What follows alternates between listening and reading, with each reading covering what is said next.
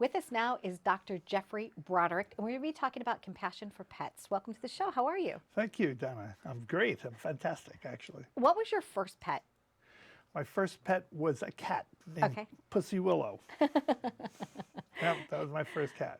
And when you were growing up, how did you discover that you had this Dr. Doolittleness love for animals? I was 3. Okay, and what happened? I was 3 years old, and I knew I was going to be an animal doctor. That's what I knew I was going to do. And stories go through a long road, but here we are. And I've been an animal doctor for 37 years, 203 days today. And do you have your diploma like up on your wall proudly somewhere? I've got a lot of diplomas. You are very well educated and very well loved. How did you build such a thriving practice? What do you think your secret to success has been so far? Well, my success is that when somebody comes to me, it's not just an office visit. It's sit down, relax, no time, no clock. We're going to talk about how to make your pet well if it's sick, how to prevent your pet from getting sick if it's a puppy or a kitten, how to take care of that old cat or that old dog, and then how to take the younger ones and then get them to that stage. Because when I was born, October 23rd, 1941, 75 and a half years ago, the average cat and dog lived till 24. Okay. And now they're sick at 6 and dead at 8. Huh.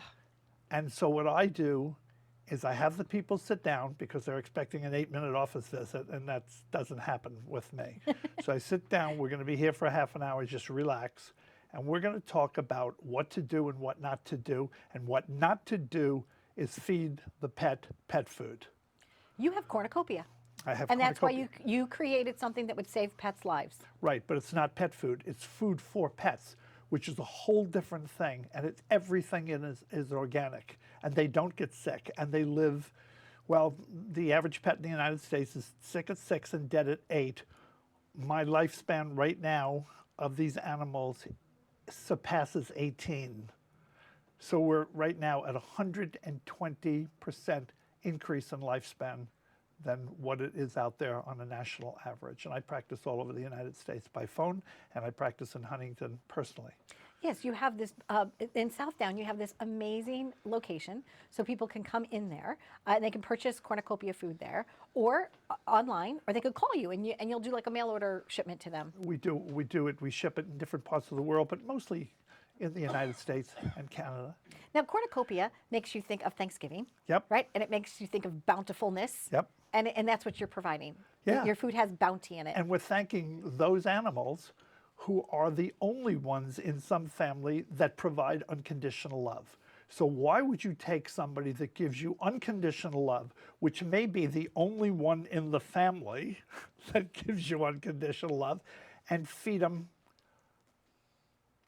unhealthy, dead, down, dying, diseased, and disabled animals are mixed in this stuff.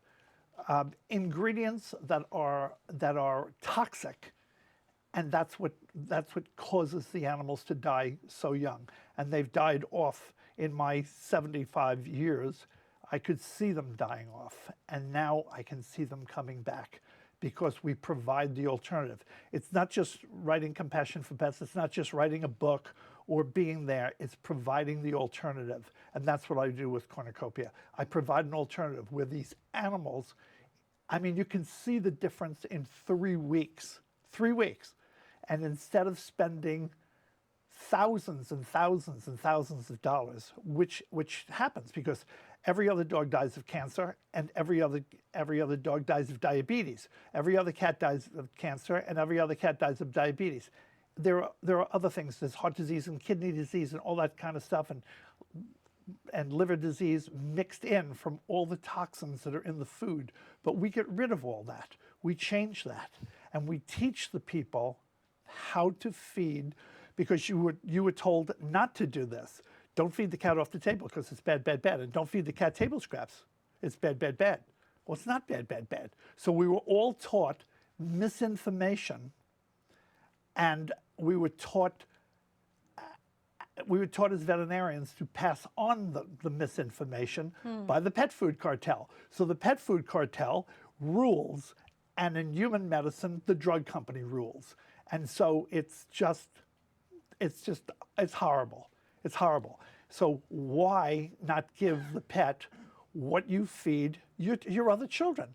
Why would you feed your other children, you know, hamburgers and this and that and all kinds of stuff? And it's decent food. It doesn't have to be organic. Mine's organic. Yeah, because cornucopia is organic. cornucopia is organic because I can't take the chance. Yeah. I've got to reverse these diseases. And the way you reverse the diseases is by having this 99.999% organic food. And it's just amazing to see this and look at it. And it's like Christmas every day in my practice, because you can see the diseases going away and the health coming out. Because we don't practice health care in this country. We practice sick care. Yeah, you're absolutely right. And you're providing wellness, preventative maintenance. Right. So tell me, why the book? Tell me about Compassion for Pets. So you decided to author this. Tell me about this. The book tells the story, tells my story of where I came from and how all this happened, okay? And then the book tells of what happened to make this whole turnaround, where your grandfather, and if your grandfather's alive, you can call him and ask him, and he'll verify this, that there was no cancer, no cancer, no diabetes, you know, none of this liver disease, none of this stuff, unless they ate a toxic thing or some fertilizer or something like that, where it is today. So, and why? Why didn't your grandfather feed pet food? Because there wasn't any. And so the animals lived. They lived until they were 24 years old on the average. Everybody had a dog and a cat, and the average dog and a cat, if you averaged them together, came out to 24. And they lived growing up with your children, And- and they got to see the kids go off to college, Right. And then they maybe crossed over at that time. And they crossed over, and they crossed over. They just one day, and you knew it was coming, and they just went to sleep, and they said goodbye to you, and you woke up in the morning, and they were gone. And you know, sometimes people are spending like $20,000 of vet bills because you're right. They're treating a sick pet as opposed to taking care of a pet in a wellness program. That's right. So you're brilliant. You seriously, you're brilliant. You know, like you said, you were born in 1941. You're vibrant. You know, so obviously you have this great effervescence about you, and you're providing that to pet owners. I get it. I totally get your brand. And you know, it works. It works. But like I said, you can write books and you can go speeches and all that kind of stuff. But you got to make the food. So I'm my own federal inspector. I'm at the plant when the stuff is being cooked. I order everything from all my sources, and my sources are some of the greatest sources of organic food, you know, in the country. Everything comes from the United States, almost everything. And some of the stuff is, you know, like the salt. Okay, I mean, I could use the salt that we grew up with, not to mention the name, Right. It's with an M. Right. but I get the salt from the Himalayan mountains, and instead of paying 10 cents a pound, I got to pay $5 a pound. Who cares what you pay? When the dog is sick at 6 and dead at 8, you're going to spend, that's 24 months, you're going to spend $24,000, $1,000 a month. If the dog's got diabetes, or whether the dog's got cancer, or whether the dog's got liver disease or something else, you're going to spend, when it averages out to $24,000 a month. I don't care what this, it averages out to $1,000 a month. So you're going to spend in that time trying to make the animal well. Right. Well, all you had to do is feed it in the first place. But how do you learn how to feed it? You have to go to a doctor who's a nutritionist. And there you go. And there you Dr. go. Geoffrey Broderick. Well, you know, Well said. there are others around. Yes. There are others around the United States, but they are really few and far between. I'm the only veterinarian in the United States that makes pet food and practices veterinary medicine.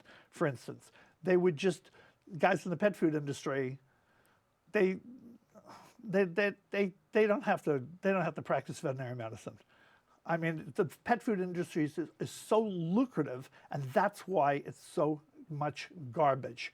Because what you're doing is you're taking away the protein, because the protein is expensive. You're taking away the fat, because the fat's even more expensive than the protein, and you're filling it full of carbs, so you wind up with a fat cat and a fat dog and a sick cat and a sick dog, because it's made of dead, dying disease and disabled animals, and all these toxic flavorings. And it'll say natural flavor. It used to say aspartame, but you don't have to put aspartame on a label anymore. Now you just put natural flavor. So what's natural flavor?